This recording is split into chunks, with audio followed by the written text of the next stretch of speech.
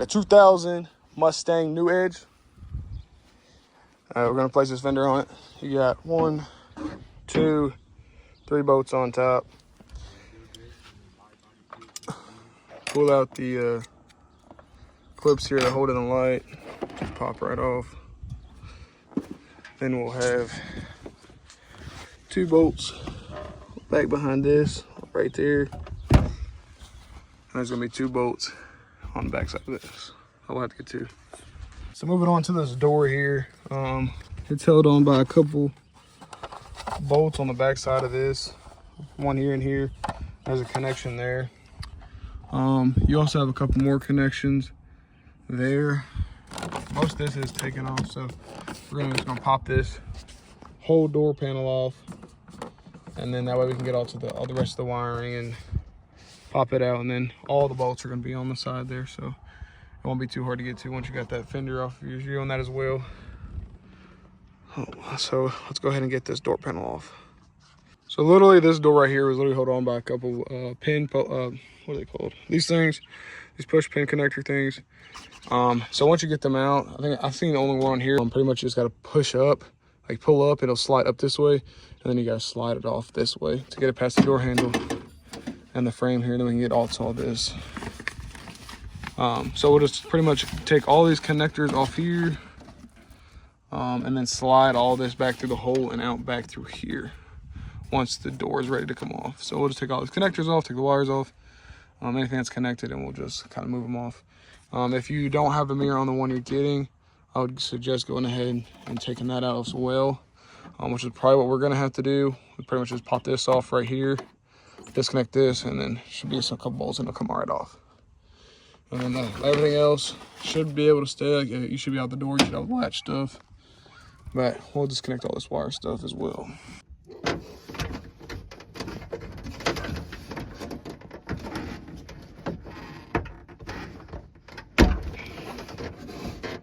Make sure you get these 2 connectors here that go to the motor there.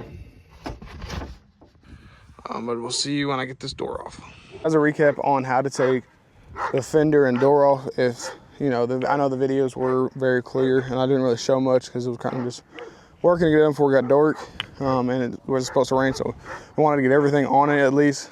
So basically you're gonna have 1, 2, 3 8mm bolts up here.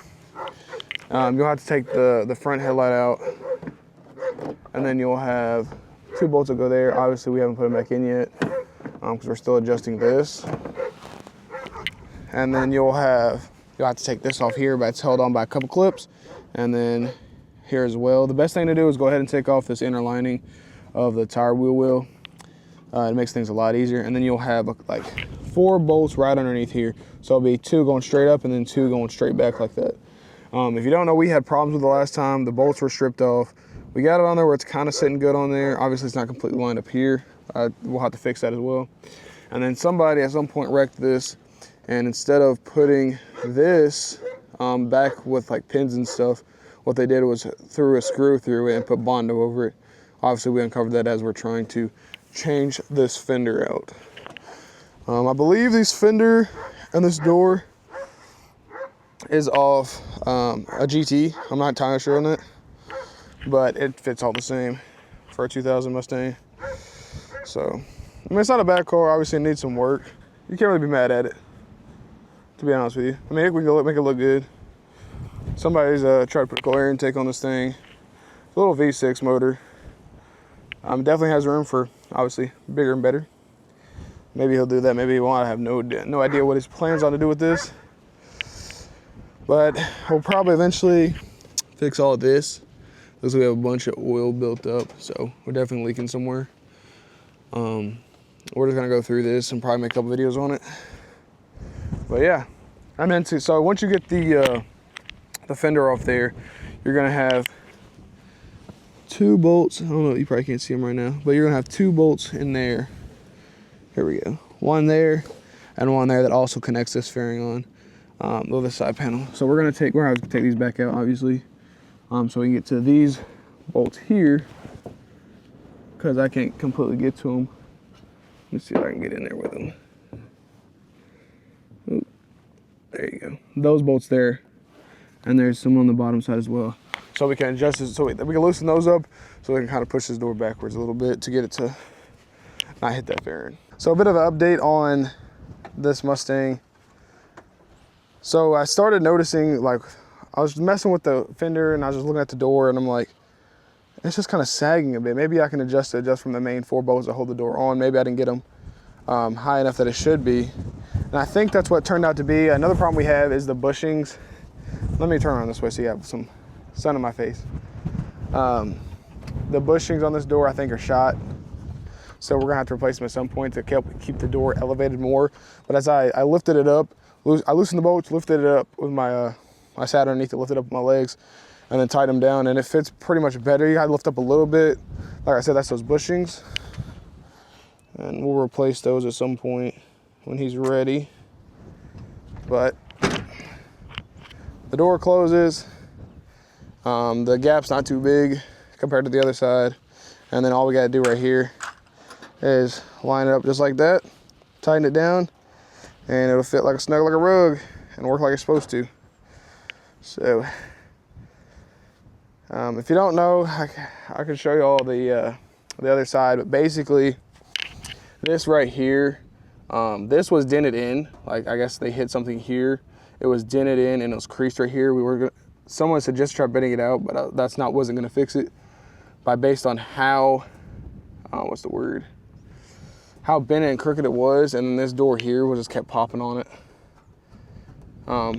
But we get this lined up, and we should be good to go. Pull this fender up a little bit, kind of get these lines and match ups on the other Mustang that this came off of. And I think we should be good. Obviously, we're gonna have to fix that pinhole there with some Bondo. I mean, that's what they did last guys did, and it kind of sucked, but until we can get a replacement for it, I mean, that's probably the best thing we can do. Like I said, it's not a bad Mustang, not a bad Mustang at all. Just needs to work, a little elbow grease, but like I said, for a first car, you can't really beat like a 2000s, it's like a 95 to 2000 Mustang for a first car. I'm not really a Ford guy, don't come at me.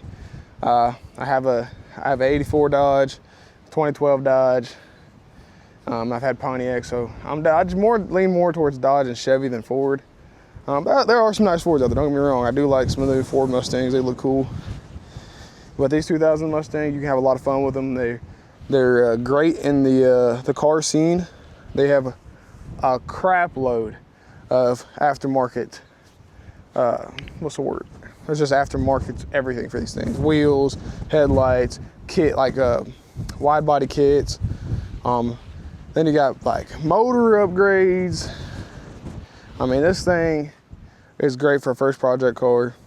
There's so many people that have videos on them as well. So if you ever need to learn how to do something on this car, I'm 90% sure that you can find that specific video on YouTube somewhere. If you don't have me around to help them. All right, guys, I'm back. We got the door lined up here. It opens and closes without hitting. The only thing we have left now is putting the inside of this door back on and making it look like a door, an interior door, and not just a shell anyway. But that shouldn't be too hard. All we gotta do is run these wires back up through here and run the door lock wires all the way from over here to over there. It literally follows our route where a bunch of clips are. It's not that hard to do. Just kind of pay attention to what you take out and then you can put it exactly right back in. And that goes for anything when you're working on cars, really. So we're gonna get this thing lined up, and then we're gonna glue this sheet here back down to make sure, kind of keep all that noise reduction out, and all that wind noise and stuff. I just gotta bear with me. I'm new to this content creation, speaking to a camera, so bear with me, bear with me.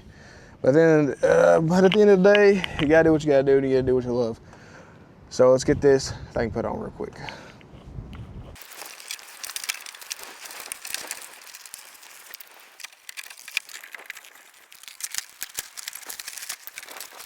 All right, guys, we finished it up.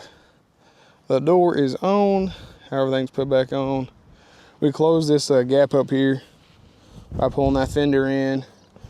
The door is looking pretty good, opens up pretty good. This right here, we gotta fix. So don't mind that. When we close the door too hard, it kind of falls out. The bracket that's in here is broke, so we're gonna have to get a new one of those for them. Hey, but I mean, I said first car, man, ain't nothing too wrong with it for a first car. You understand? But that's it. I mean, this probably wasn't a very helpful video, but it's kind of practice for me recording stuff. So honestly, I ain't really too worried about it. And I just like making videos. It kind of interests me. The day has not made up its mind what it wants to do yet. It's supposed to rain, then it gets real sunny and hot, then it gets kind of cool and like it's made up its mind. So I keep taking this jacket on and off. But other than that, we are sitting good with this one. And that's it. That's it for this one. Let me know what kind of videos you want to see or any helpful tips. Just reach out to me about doing this door. I've never really done a specific 2000s Mustang door, so I learned quite a bit from it. So if you have any questions about where something goes or what connects to what or the best way, or not the best way, but the easiest way to do it, because I do things by the easiest way, not the best way probably. And just reach out to me, hit in the comments. I'll reply to them. Ain't too many people talking to me, so we'll be all good on that front. Anyway, I got a couple more videos coming out about me riding my motorcycle some more. Eventually, I'm gonna start restoring my old truck. So this truck has been with me since I turned 16, and it's been through a lot. We blew up the motor once, replaced the motor. That motor didn't work out, but like a month. Replaced the motor again. Finally got everything running back, transmission redone on it, and then a grill hit me in the car. And I kind of drove away from that pretty like unscathed to the truck. But with that, I was trying to drive it home. I didn't realize my steering box was out one way. So I turned one way and I was fine, but the other way I was trying to turn, it didn't turn very well. And I went down into a ditch with a bunch of trees. So I've been trying to get everything fixed, but this needs a lot of work. I mean, a complete redo, and that's if the frame's not bent. If the frame is bent, then I don't know what I'm gonna do. I might get another body or I might just junk it. But here it is. Got a lot of rust that I need to patch holes in. I need to weld holes in them, especially in the fenders here. But that's, when you're down where I'm at, down in humid south like I am in, you're not gonna get very much. I got all kinds of stuff in the back. I got bumpers, tail bed, tail steps. This thing's been more of a storage truck recently. I got all this completely out.